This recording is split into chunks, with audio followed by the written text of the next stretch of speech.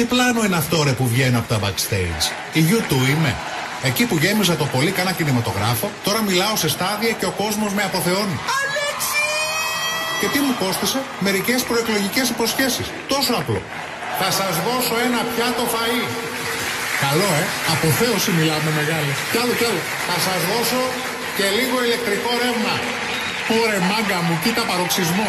Πάρτε ένα ακόμα.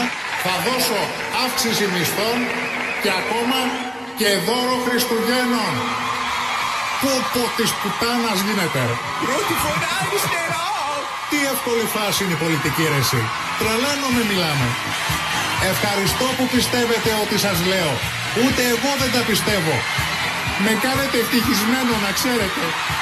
Με συγκινήσατε παλιόπαιδα.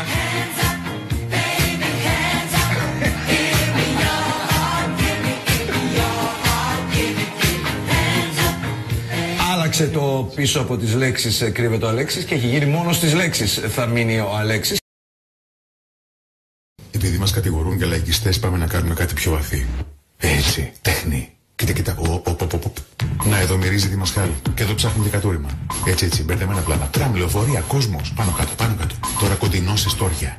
Έτσι. Κοντινό. Ψάξτε να. Οπ, και τώρα ξημέρωσε. Τέχνη. ΣΥΡΙΖΑ.